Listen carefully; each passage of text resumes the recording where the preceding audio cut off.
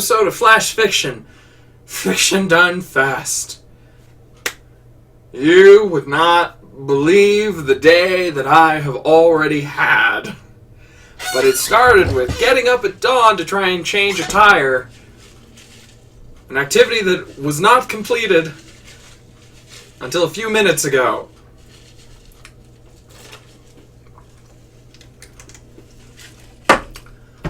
So,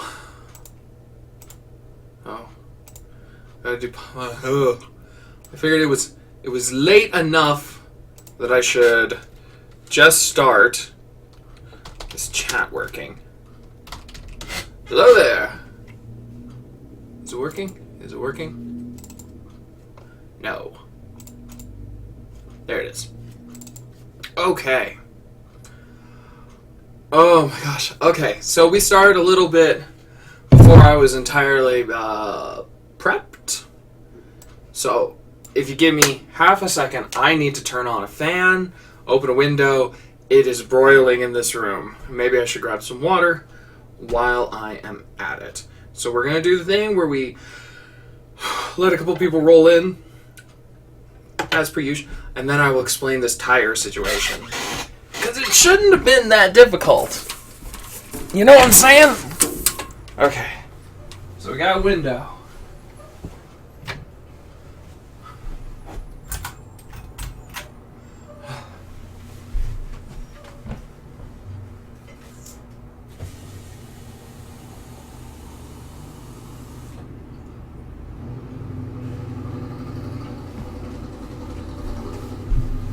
Okay. Oh, it already feels better. And we have somebody! We have somebody in the... let me just do that thing. Okay. So, the other day I woke up to a flat tire, which, it's a very long story, but I didn't get my license until this year.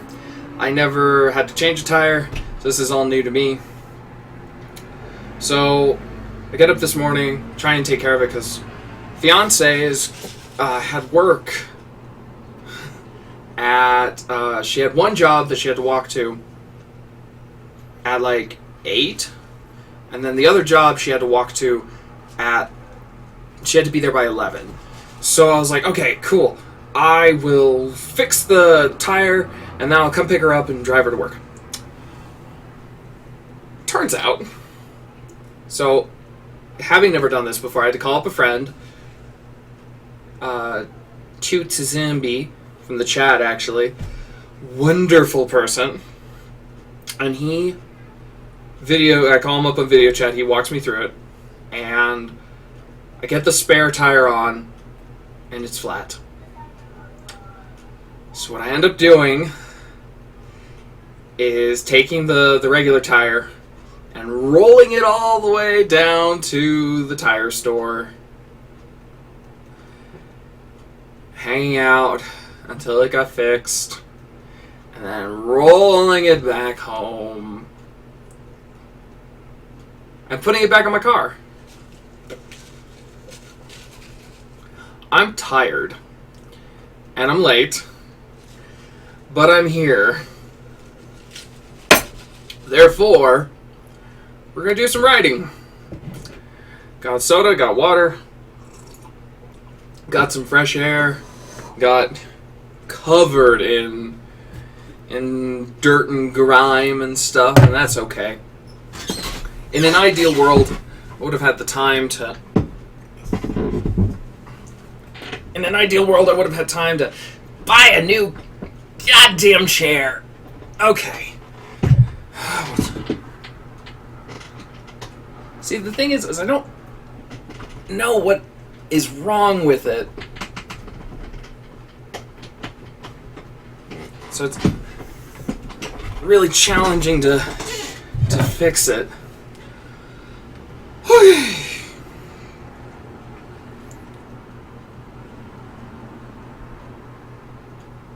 Apparently a couple of people know as well.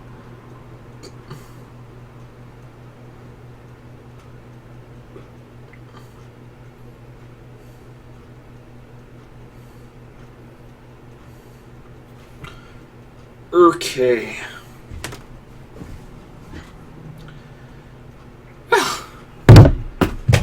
There we go. Oh, it's fine. Oh, if you can't tell, I'm a little whooped. I'm a little pooped. Pooped. No, fiance was like, she said I could. She's like, you could always skip today. I'm like, no, I have a schedule.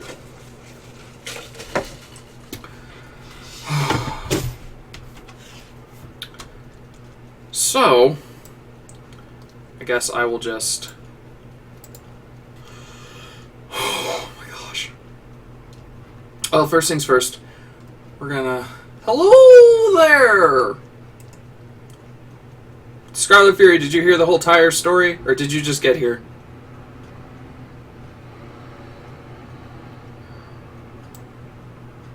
Okay. Tell it again. Toast Zombie, you're here! Tell it again. Oh, no. Okay. Alright. So, since I'm telling the story again, for Scarlet Fury, the other day I woke up, with a flat tire. And because it took me until this year to get my license, this is something I've never dealt with before. That's because you are so special. Fuck, I can't even think of a good, insult. That's how tired I am. Special looking. Burn! Anyways. So yeah, I called up a couple friends, asked them what I should do, and Totes Zombie, who's yelling at me currently in the chat, ended up calling him video chat and having him walk me through it because, sometimes you need there's a bug crawling across my window and it's so distracting.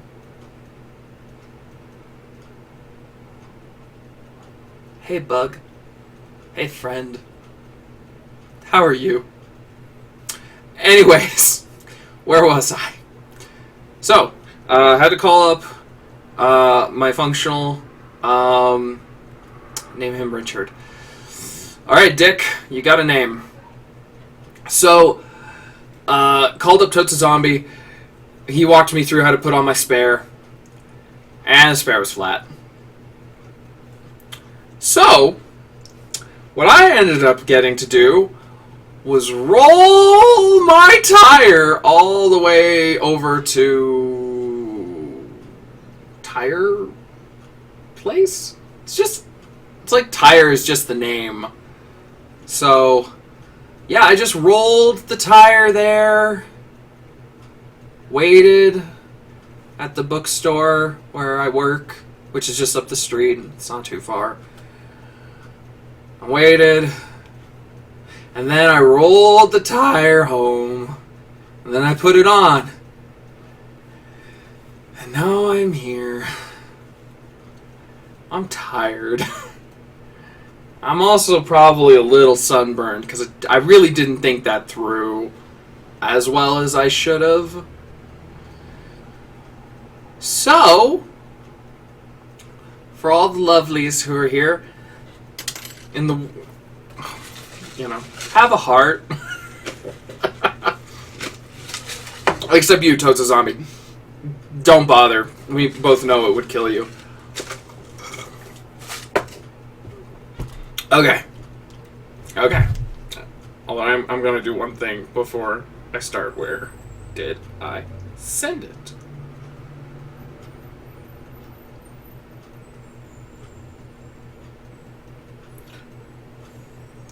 This is for you, Scarlet Fury. Check your messenger.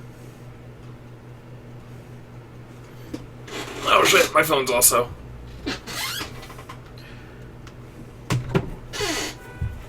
No heart. One lung. Anything else you're only packing a fraction of what you're supposed to have?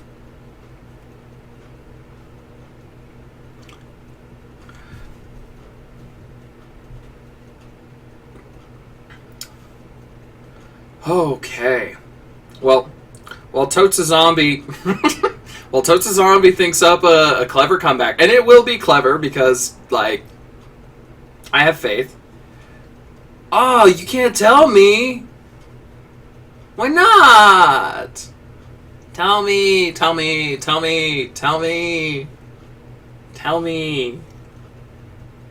Or don't tell me. I don't even want to know.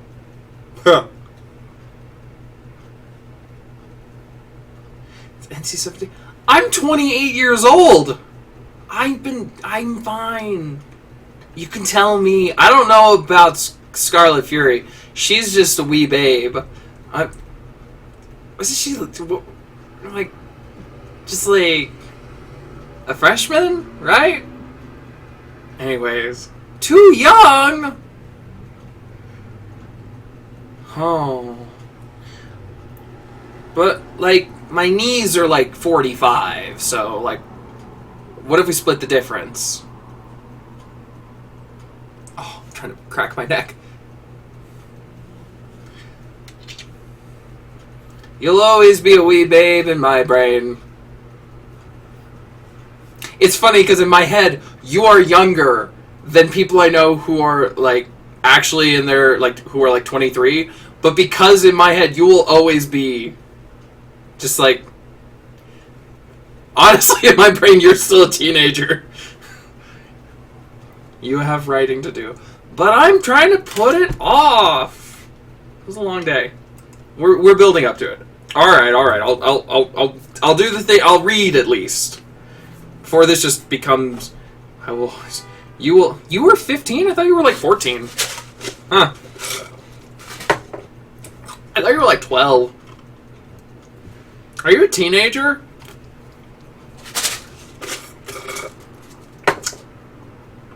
Weren't you one of the kids from Stranger Things? Anyways, I could do this for so long, and Totes a Zombie is right. I have writing to do. Although it is nice to just get to chat for a bit. Yeah, some of us are lucky that way, Scarlet Fury. Some of us haven't aged that much. Alright, here's the prompts that we have today. I'm going to have to get a new one, though, because we are down to 7, and I do 2 a day, and so I do 8 a week in these 4-day chunks, so I need a new prompt. Soon! Post-apocalypse, 2097, and radiation has evolved animals to gain heightened brain capabilities. Lone survivor has to navigate through a cityscape overrun by radiated raider animals. The story of a French omelette, from start to finish, from the perspective of the egg. An exploration of class warfare and inequality that takes place night in the museum style in a big furniture outlet store. Between sentient pieces of furniture, no humans allowed. Think Snowpiercer, but in an RC Willy. A 3-word prompt. Eggplant. Furious. Catastrophe. An angel convinces a demon to go good. What is the demon's first attempt at goodness? Does it work? Or, the opposite. A demon convinces an angel to go evil. What's the angel's first evil deed? Monk sworn to poverty comes across a giant hoard of gold. He could see through her eyes every night. They'd never met, not officially, but in passing, he knew of her. What time she went to the corner store nearby, her favorite drink, her name, and as she slept, he saw more. Beyond the daily nothings, her real life. He'd always thought there had to be a reason she never smiled. Now, he knew why. Oh, there is an 8th one. This is a goofy. This was back and forth between Kythas Kythas from the chat. This didn't happen in the chat, but you would know him from the chat. Yeah. Anyways, pandemic, Trump, our world collapsing, and no one seemingly cares. There's been a year to make the argument reality sucks. It's this one. No Cthulhu necessary. At this rate, elder gods would be an improvement. They show up and are confused how relieved we all are. What? Why are you all cheering? You, sir, have a new writing prompt. Oh, what's this? A girl who doesn't age has known her friends too long. Are they getting suspicious, she wonders. How much time before they discover her?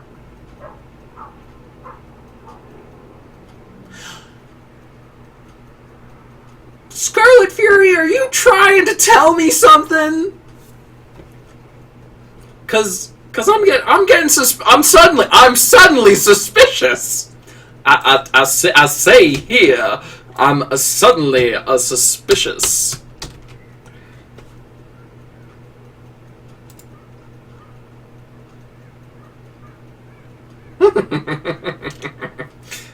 Anyways. Alright, that's pretty good. Okay. Well, let's see.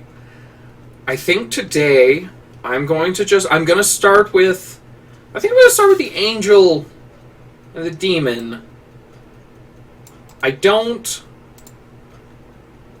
Oh man, I didn't prep anything today, did I? Ah, shit. Do I? Nope. Okay. Yeah, no, I got home and just kind of went straight into this.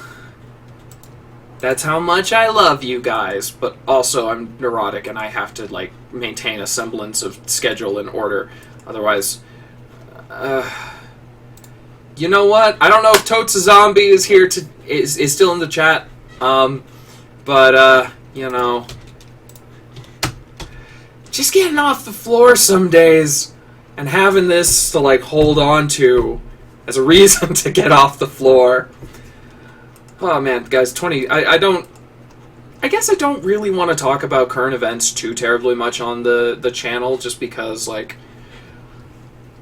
I can't even say it's altruistic reasons. I need an escape from life and COVID and Trump and the dissolution of the world I grew to know.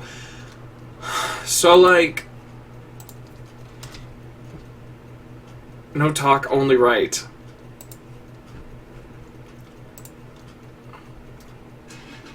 Well, fine. What if I talk about writing? How about then?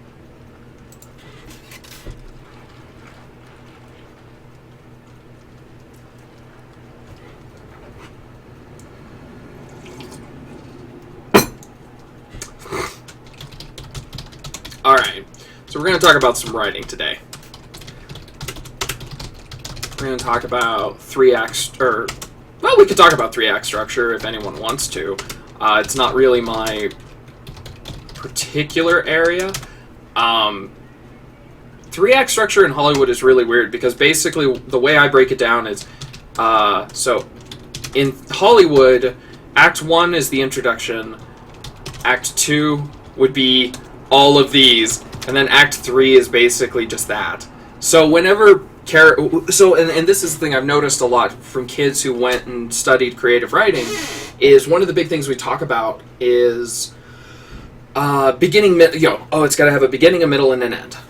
And the problem with that is, I mean, even in Hollywood, they're doing a 3-act structure, but really, so many movies have what's called the saggy middle, and so many writers don't know what to do with the middle because they're trying to encapsulate all of this. And if you're doing Hollywood, which this is kind of based on, that's kind of where my numbers originally came from, but, like, introduction is a quarter, and, you know, the end, the Act 1 is a quarter, Act 3 is a quarter, and then 50% of the story happens here. And you're just leaving so much up into the air. Saggy Middle is my stripper name. You better make sure to put that on your Grindr. Or your Tinder. I haven't used a dating profile since OkCupid, so, like, I'm a little behind the times. Okay, so I know where I want to start this, back and forth. I want to do... I just want to do, a simple version. I feel like there could be a twist to this where, like, you find out, you find out they're not, or you don't know that they're angels right up the front. Right up the front? Right at the front. Something like that. But I kind of want to just... I'm tired. So I kind of want to just play this. Play it straight, I guess. Damn. So I want to start with one of them already having done it. So... Or maybe they've already done it. Yeah. So, an angel and a demon reconvene. Did he spell reconvene? I guess so. Oh, and let's see.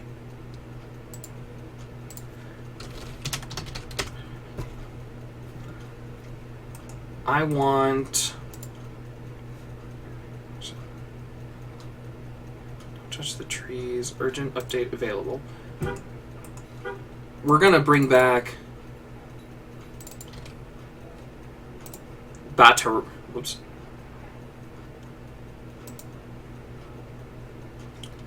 We're gonna bring back Batarel from that earlier story. And now we need... Oh, I need a demon. Let me think for a second.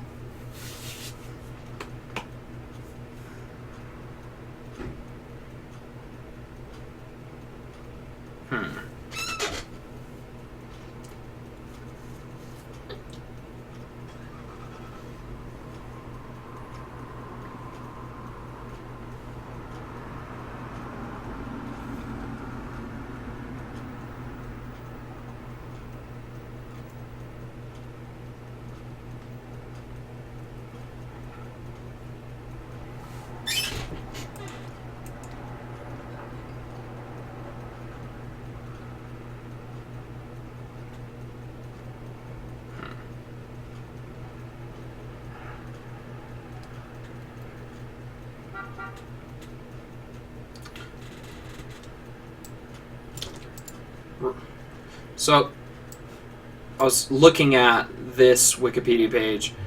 Rahab. Sure, why not?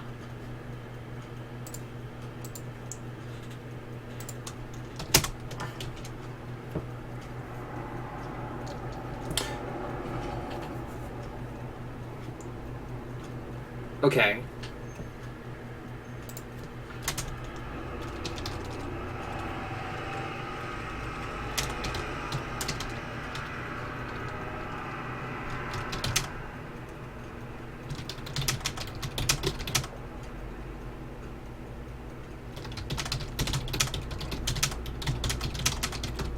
Basically, right?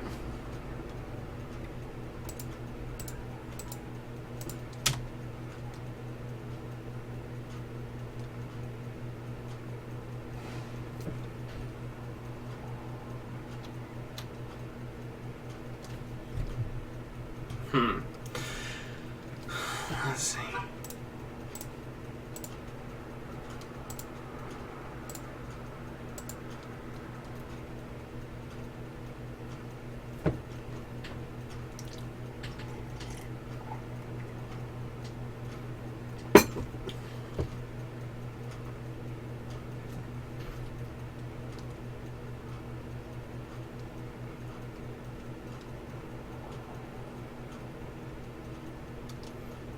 Oh man, I'm sorry guys. I'm gonna make it through this, and I'm gonna take a nap. That's what we're gonna do today. It's a job short day.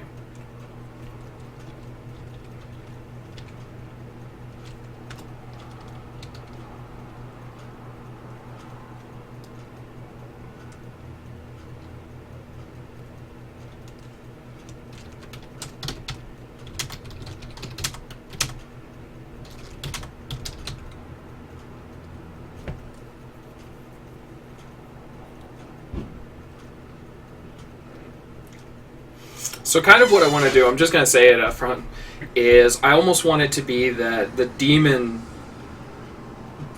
does, like, I love the idea that the angel is actually so fucking good at being evil. Just like, I don't know, just something a Republican would do. And the demon is just like, okay, but horrified.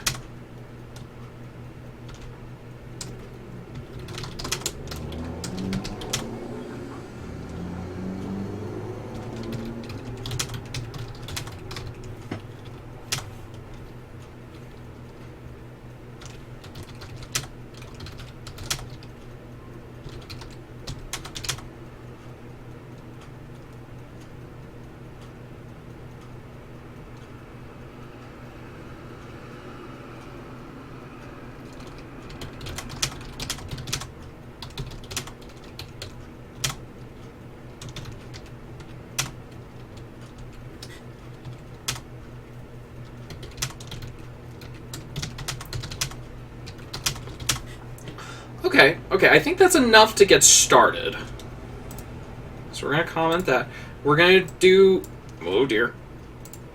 We're going to do that thing I do where if my brain's a little bit slow that day, I want to... copy these out. Oh, no.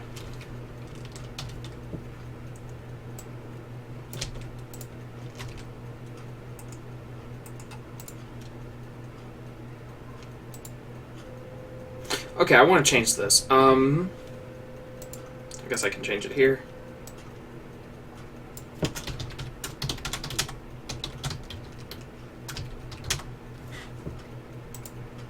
Man, I never spelled that right the first time.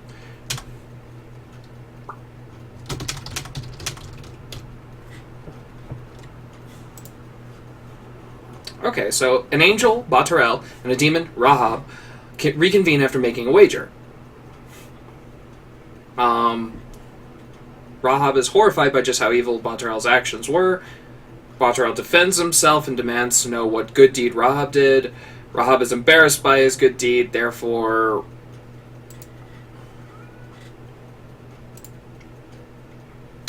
Okay. That's fine. Oh, right.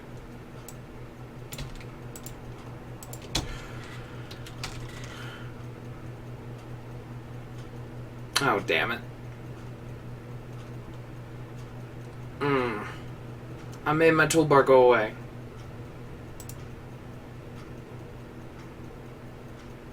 I don't know what keystroke that was that I accidentally hit. But I guess it doesn't really matter.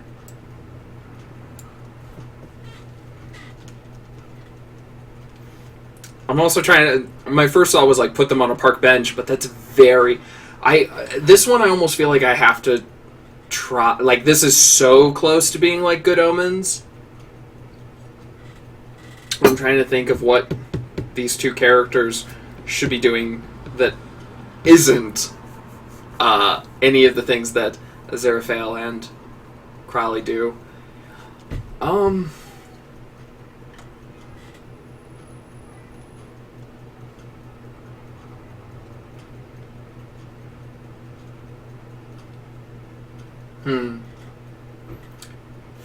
Should they be in a church?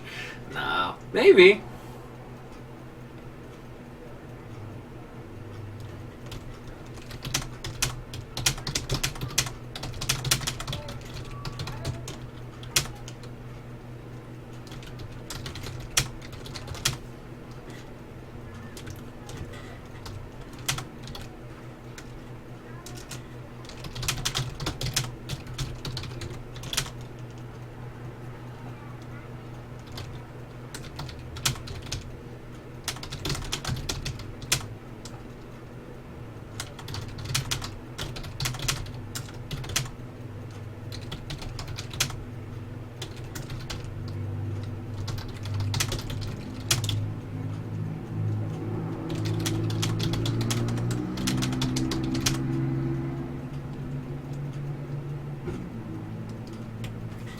Oh, fuck, what are...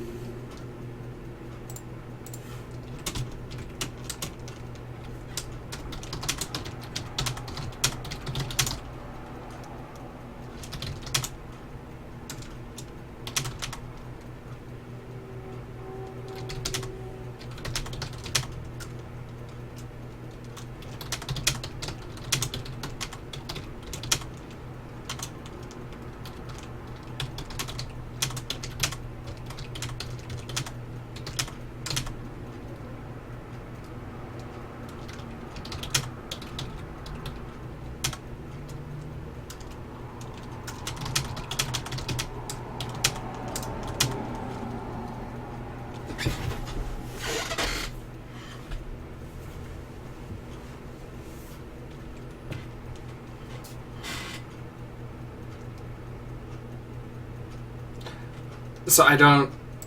Oh. I don't know how everyone's feeling right now, but there's definitely a part of me. I'm looking at this...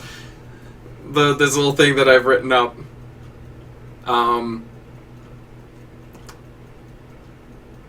I don't know what I want to write, because all that's coming to mind is fucking the Book of Mormon. We rape babies. I'm like, I don't know if I want to go there right now. I don't know if that's the kind of story I want to write.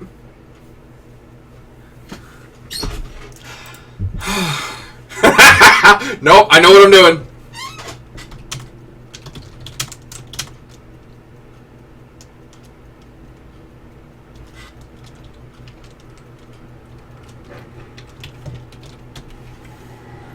We're going there. We're doing. I'm getting so. I'm in a bad mood. The election's coming up.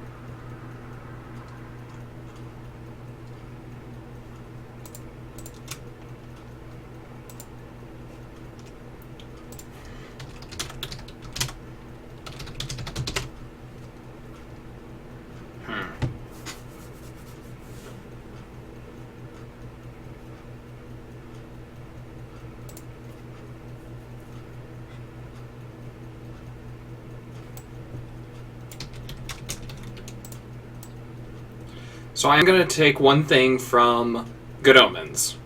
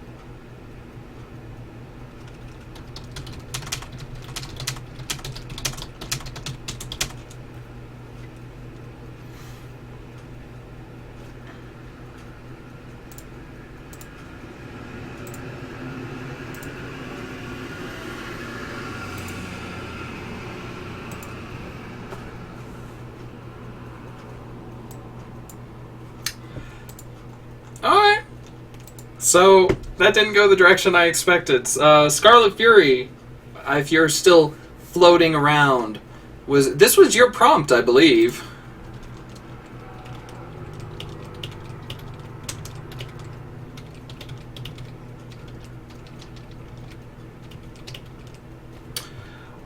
Okay, so is everyone ready to hear this story? Because I actually kind of like how this turned out. I didn't anticipate it going this direction, but I like it. And hey, it's fucking... Oh, we're leading up to that election. Okay. Why do we have to meet in a graveyard? Botterell asked.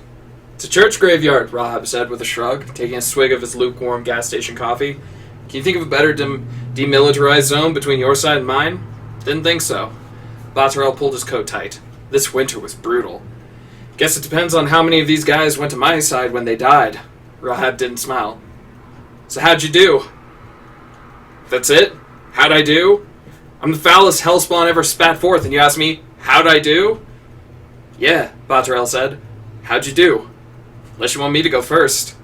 Now Rahab did laugh. Sure. You go first. Why not? Humor me. What evil did the angel commit to win a bet? I voted. What?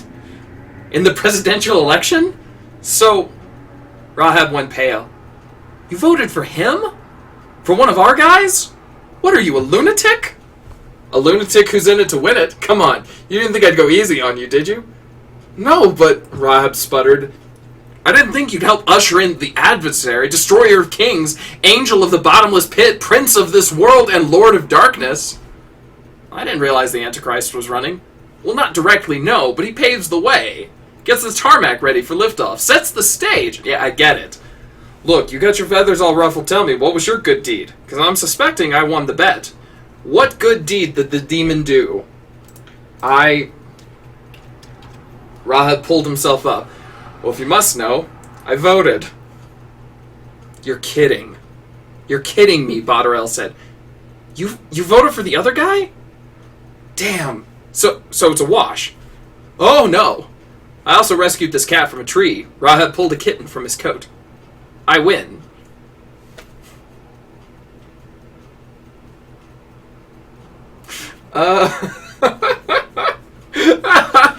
This is your PSA. Go vote, but not by mail because DeJoy and Trump have made sure that wasn't a thing, so a thing that you could rely on.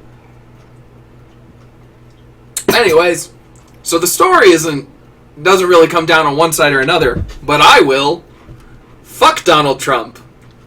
Moving on. Oh no, what's his name?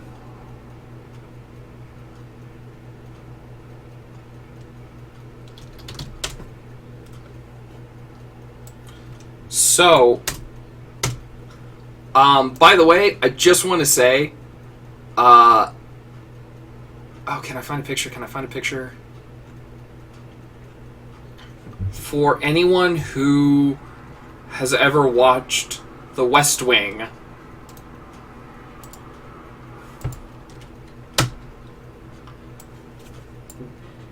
these were the actors that I imagined for this scene. I am...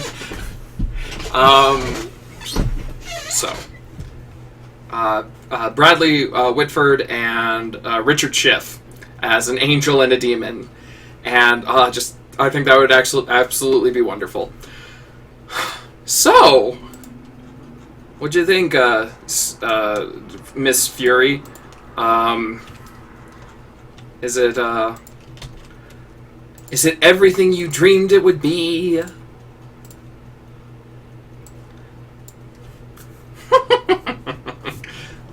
I'm glad you liked it. That was fun. I didn't, honestly... I didn't set out to make that one about voting. It both times, actually.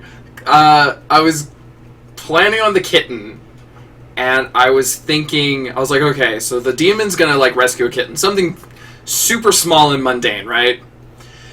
And I was thinking, okay, well, what could the angel do? And I was like, it's gotta be something kind of, taking healthcare, or like, I mean, anything that this fucking administration has done, locking kids in cages. Like, I could go on and on and on. And I was like, well, and then it hit me. I was like, oh fuck, he could vote.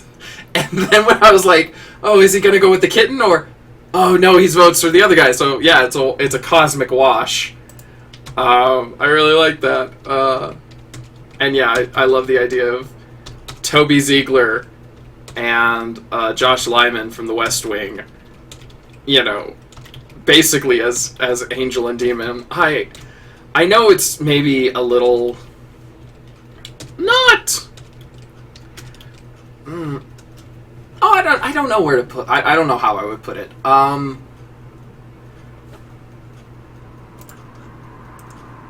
know West Wing is a little bit frowned upon because it's kind of like. It's a liberal fantasy. It's liberal porn, and it's not super reflective of, you know, the reality we live in. It's sanitized in a lot of cases where all the best people are, you know, quick-witted, and, you know, it's a fantasy where poning someone with knowledge works. Where if you can stand up and deliver an amazing rhetorical speech about the virtues and facts and honesty and appeal to people's better natures, and it matters. So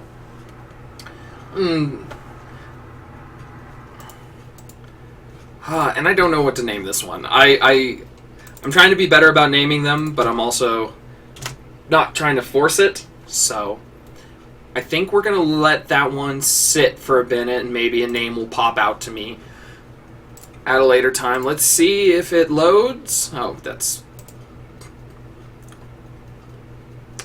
It is on the blog. Oops. Not that it's super important, but I forgot to add the prompt at all. But I also tend to forget to write prompt at the beginning. Okay. So, did I fix it? Yes. Alright. This is also one that I don't know if, I've talked about this and I haven't figured out how to set it up yet. But, I would love to do...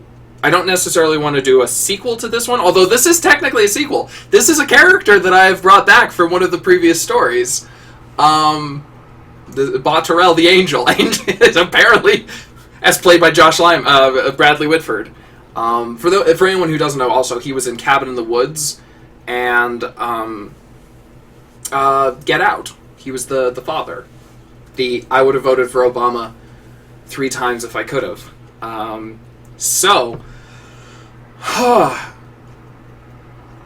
Yeah, I would love to, if not tackle this again, like, do a sequel. I would love to just expand this one and maybe have a little bit more time there at the ending, but, you know, is what it is. Whoops.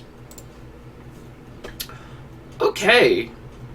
Back to the prompts. Let's see what else we got. What else is floating around? Oh.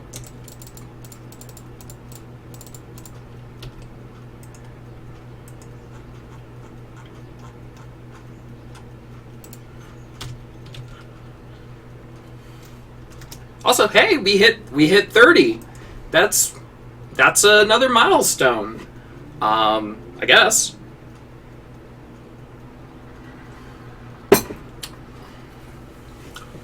Let's see.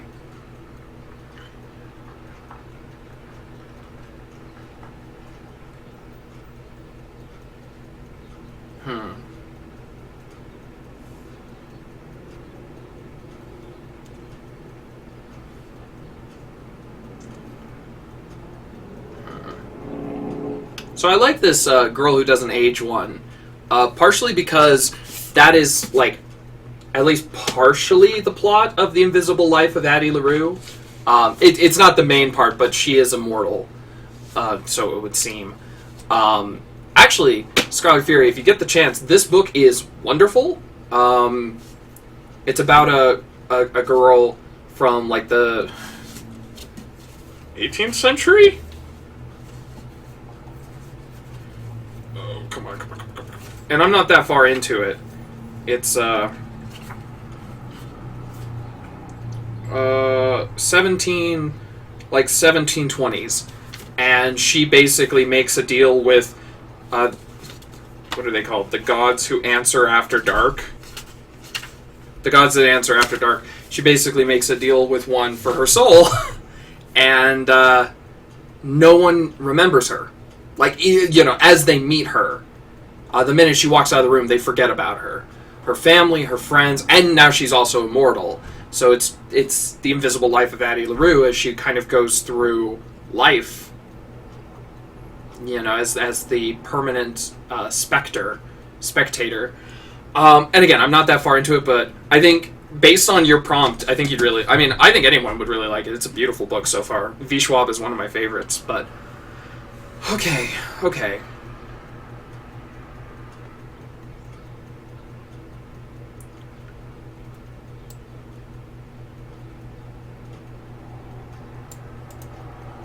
I want to try this one, you know? It's weird and silly, and I'm in that kind of mood.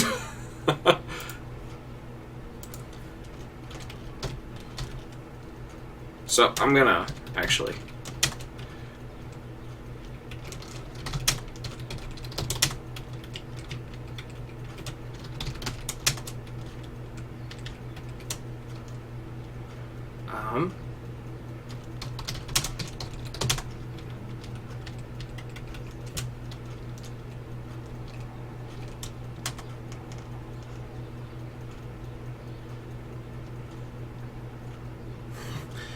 Message me the name so I don't forget. Just started Virtual Mode by Piers Anthony. Decided to start a light novel about a girl traveling to a magic world, and it starts with her cutting herself. Yeah, that checks out.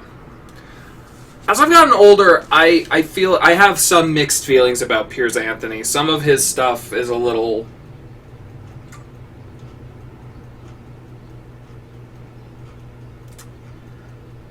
problematic.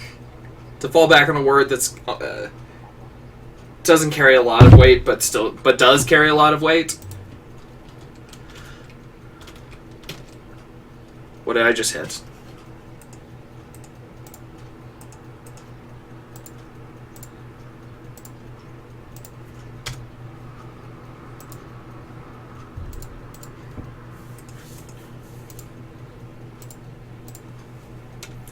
Okay.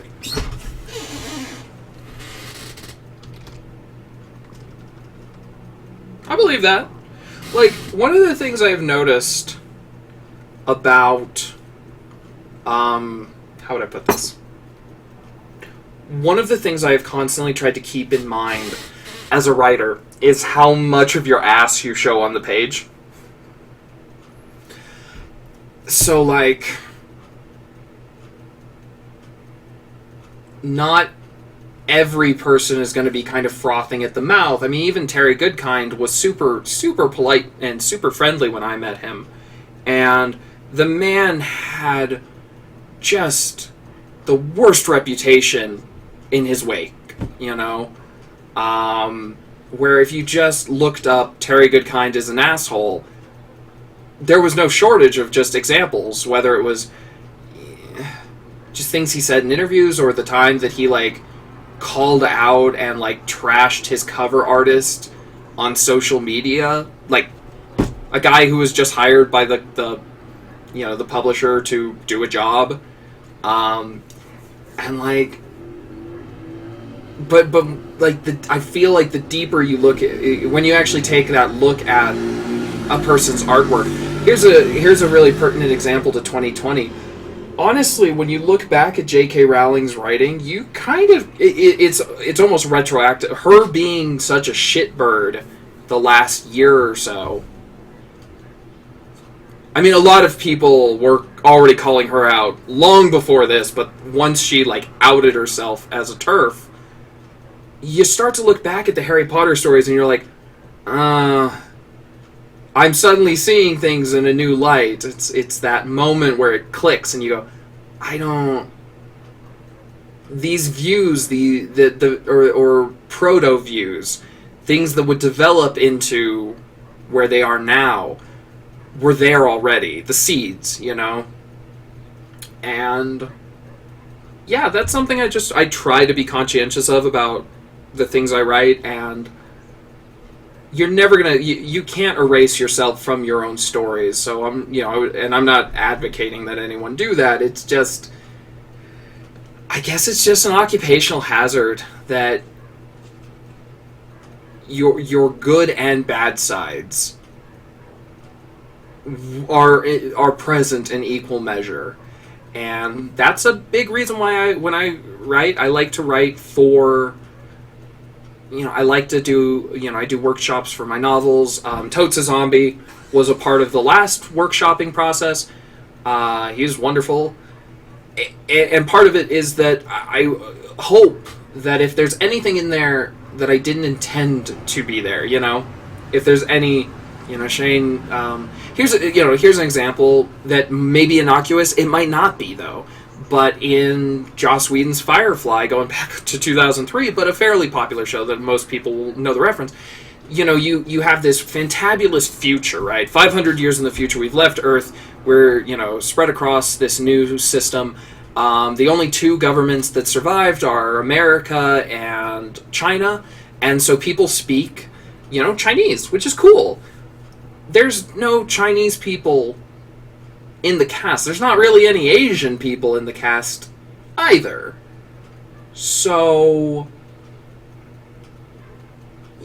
does that mean Joss Whedon is racist? No. Not by itself. But there is that question of, okay, well, you look at Buffy, and Buffy is 90%, it's all white. I think every lead that I can think of off the top of my head was there. It's very white. And then you look at Angel, and Angel had Gunn. So Gunn was black, and everyone else was white. And then you had Firefly, which was not as white. You had two African Americans off the top of my head, with Zoe and Book. And then everyone else is basically white. And so you just start to notice, okay, there's a bit of a trend here. And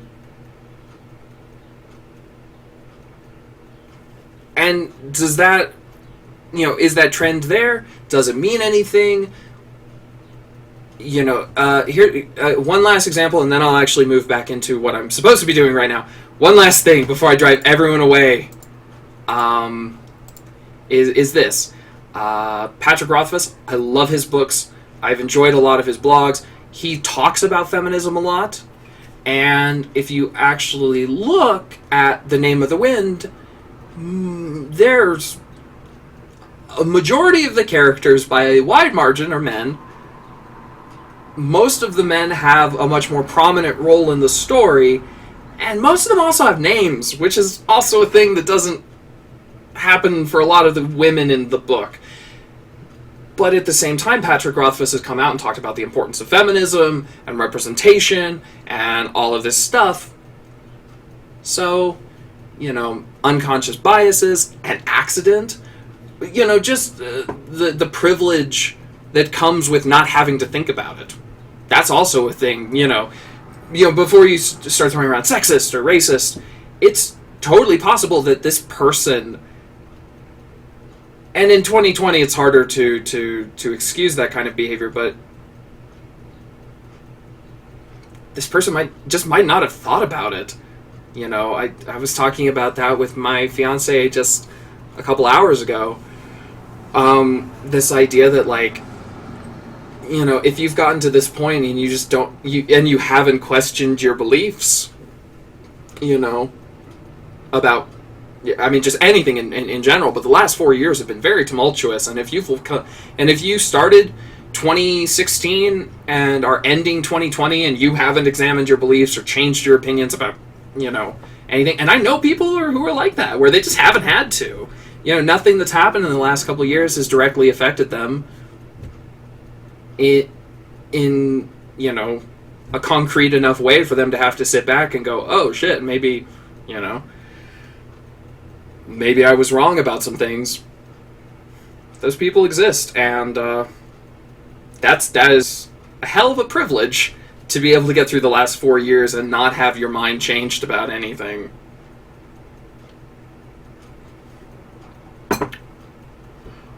Okay, I'll get off my soapbox. I had feelings. I had a lot of feelings. I'm sorry. My apologies. But hey, I have opinions.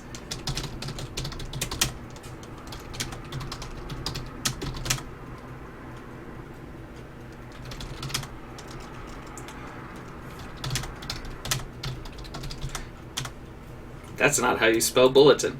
We're gonna segue straight from like my weird political, ideological rant and straight into the story. Okay, so my first idea for something like this is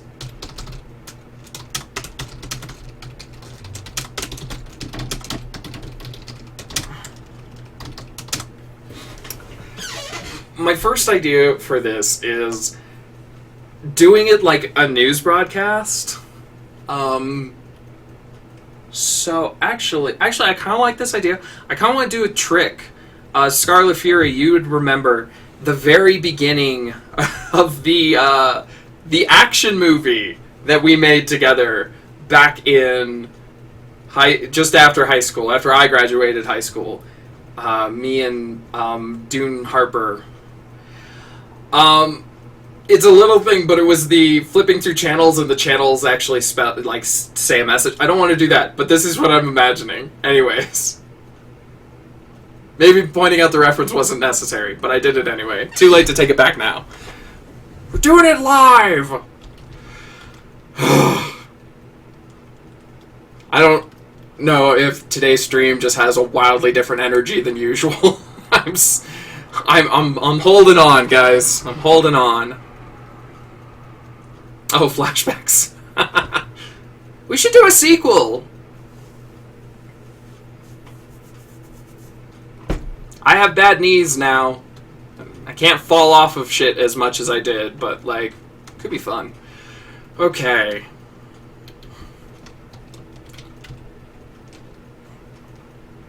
Let's see.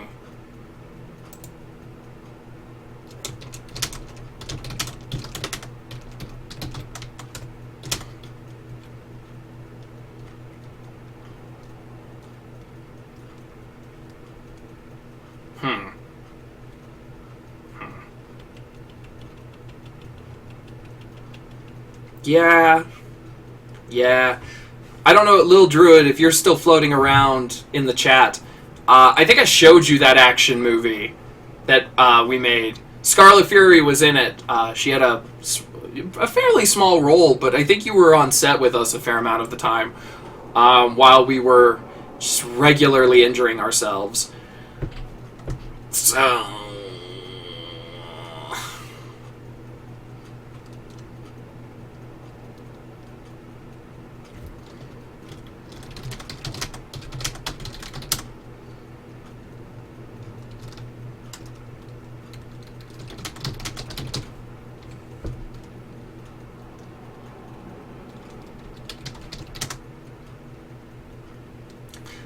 What a stressful set to be on.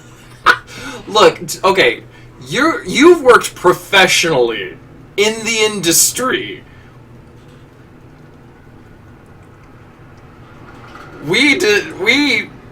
Yep. Oh, I forgot about the pizza box. Wait. What scene was that? Why did we have a pizza box? What was the pizza box for? Oh, it was the flashback, right? It was the icy wiener. Oh, I remember this now. It's been a while.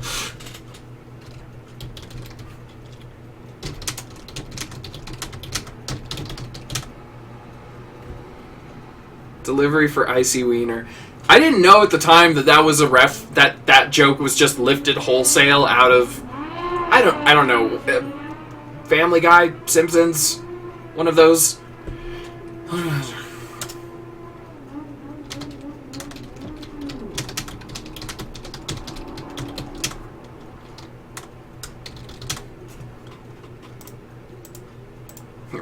Delivery for Icy Wiener.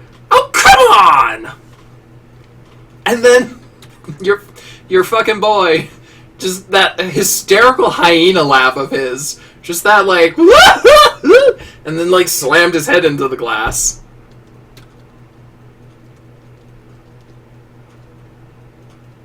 It's been a while since I got called a Philistine. There is definitely a hole in my media knowledge where animation would go. Because I never really watched Futurama or any of the shows I listed. There's no Family Guy, no South Park, no Simpsons. It just wasn't something I ever got around to.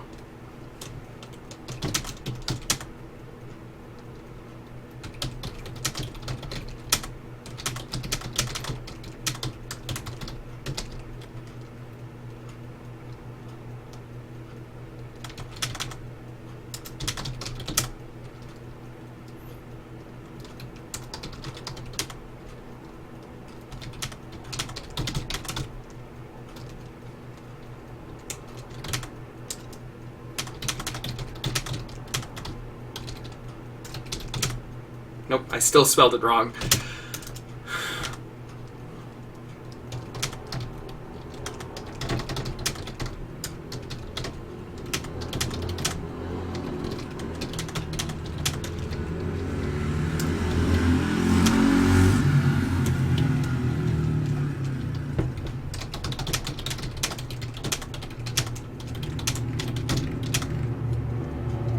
Why not? Why not Palm Beach?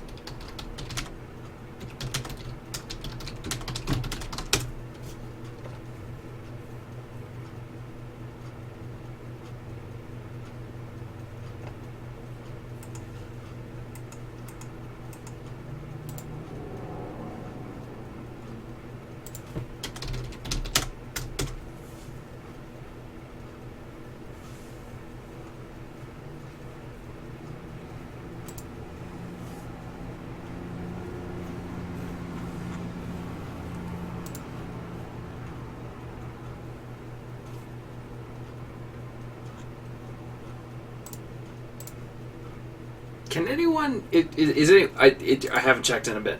Is that if anyone's still floating around in the chat, can anybody tell me what a popular reality TV show is now?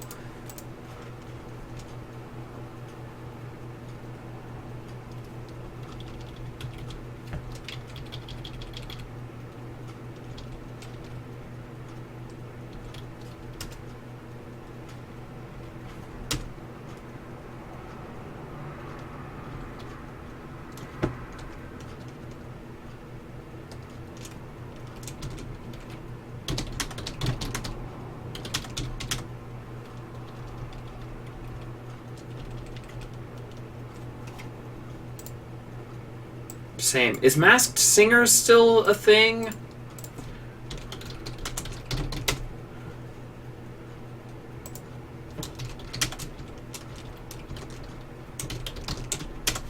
I'm gonna go with the Masked Singer. Just because it is the only thing I could think of.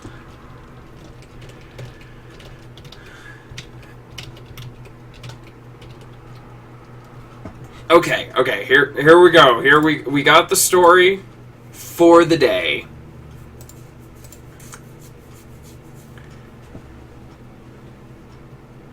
The floor is lava. That's fair. Those are fair. Are any of those on traditional television, or like are those all streaming?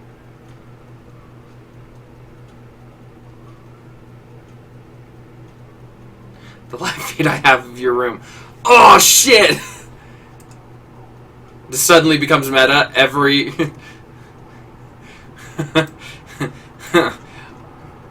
Good.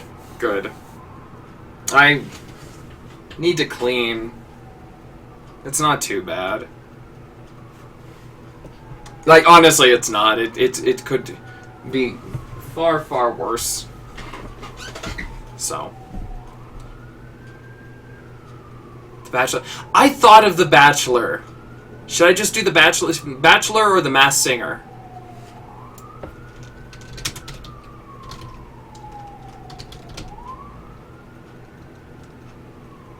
I'm gonna do The Bachelor for right now.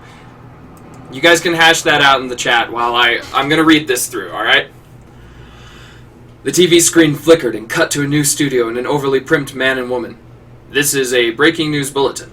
We have confirmed sightings of what appear to be kaiju rising from the oceans near Palm Beach. We have an expert on site now, Marcus Steele. Thank you, Stacy. I understand the mistake, but these cephalopod-like creatures are obviously not kaiju, at least not in the sense that you mean. They are obviously elder gods risen from the darkest depths of our nightmares and the farthest reaches of the cosmos. Look on me, mortals, and despair. The sound seemed to reach through the television screen and shake David Williams Butler from his recliner. He'd only been half listening, with half-lidded eyes and a Bud Light clutched in his hand. Holy shit, David said as he spilled the beer. Meanwhile, on TV, a gigantic creature, a mass of tentacles writhing forth from the water, continued its approach. Your time is at an end. Doom is upon you. Stacy, it seems to have delivered its terms. Death and destruction without mercy, Marcus was saying. Yes, and now the crowds gathered on the beach are cheering. Sorry, I just saw Totes the Zombie's comment, live in your mess, you dirty, dirty boy. Why'd you have to go and make it weird? Anyways. Now the crowds gathered on the beach are cheering. Yes, Stacy said. After the 2020 we've had, I don't blame them. David turned up the volume on his TV until he could barely hear the cheers. Or the sirens in the background. The Elder God, meanwhile, seemed to pull back, as if it had smelled some particularly bad dog shit. It was definitely hesitating, looking somehow both confused and uncomfortable. Why are you all cheering? Oh, now I'm just Bane. The fire rises. It would be very painful. You look like a tough guy. For you. Anyways, why are you all cheering? The camera zoomed in as the Elder God knelt down beside one of the people on the beach, who seemed to be doing his best to explain something. David couldn't hear it. Finally, the Elder God rose to its full height. You know, This seems like a bad time. I'll try again later. Or can my original line still fit? In 1,000. Nope. I'll try again later. As the elder god turned and vanished back into the sea, the crowd wept, wailing in despair. David flipped the channel. The Bachelor was on. Score. Alrighty then. Well, how'd that go? What do you think? Well, this was kind of cute.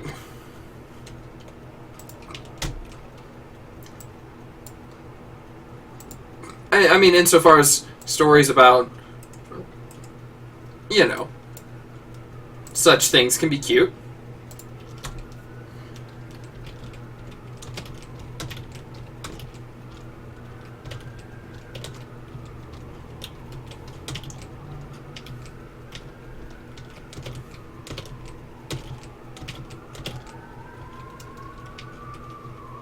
I don't know what's happening. I think that's the fire trucks? I mean, among everything else. So I hope everyone's okay. And I hope it's nobody that I know.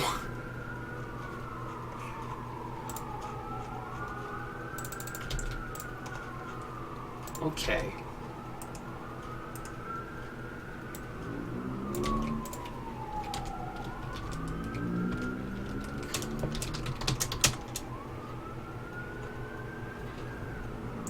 Alright, so let's see. Move that over to the blog. Alright, we got 31 stories, guys. Go us.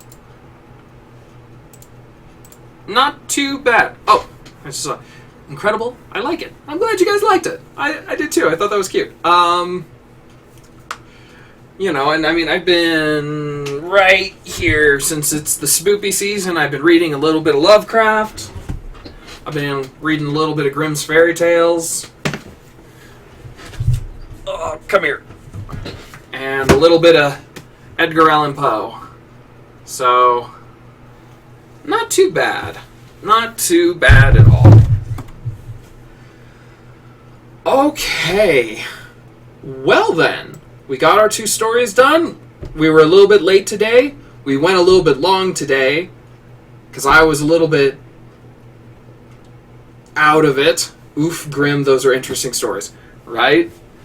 But, like, I'm one of those people that I tend to get a lot of enjoyment out of seeing how things develop over time. So, like, what's an example? I love teen coming-of-age stories, comedies specifically.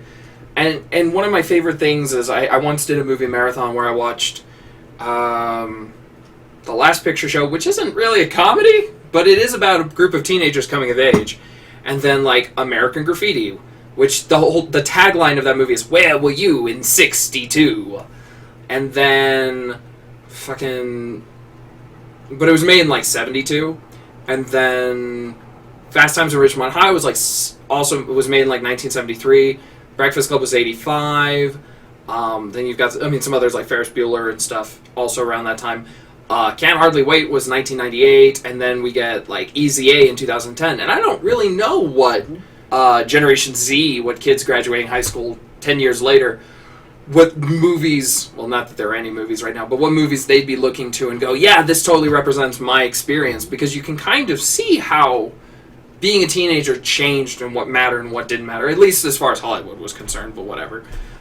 So the same thing kind of goes for, like, you know, you can look at the Grimm's fairy tales and Edgar Allan Poe and Lovecraft, and you can see all the pieces of modern horror. You know, it's all in there, even though so much has changed over the years. One of my favorite bits, I was reading Danse Macabre by Stephen King, which is his book of nonfiction essays about the horror genre, but it was written in, like, oh god, I want to say like 1981 or something, and he talks about how the horror writer's job is to maintain the status quo. It's to say, look, there's a monster over there, and that monster is not part of the in-group, and therefore we have to destroy it. We have to protect the status quo. And when I read that, I was like, that doesn't feel right. That seems wrong. That's not my experience with horror. And it suddenly hit me. I was actually... someone said it flat out on Twitter, and I don't remember who, but they said... yeah, old horror was about protecting the status quo. And a lot of new horror, as, people of diverse voices from minorities get to tell their stories, a lot of horror is about how the status quo is the thing that was horrifying in the first place. And I feel like you see that in things like Get Out. You see it in things like Shape of Water, although I wouldn't necessarily call that horror. But it's taking a horror concept and flipping it around to say, oh, actually, it's the outsider that you should empathize with, and the status quo that is the scary thing. So, getting a chance to go back and, So I'm not advocating that, like, if you're going to be a writer, you have to, like... If you're going to tell stories, you have to know the history. No, I'm not that guy. You can write fantasy... Some of my favorite writers write fantasy, never read Tolkien. And like, that's just... They didn't... they've bounced off of it. Two of my favorite writers don't like Tolkien. And I was reading Tolkien in elementary school. Like, Tolkien shaped everything I do. But it's not like a prerequisite. It's not like, no, you didn't pass your Tolkien 101 class, so you can't, come into this, class.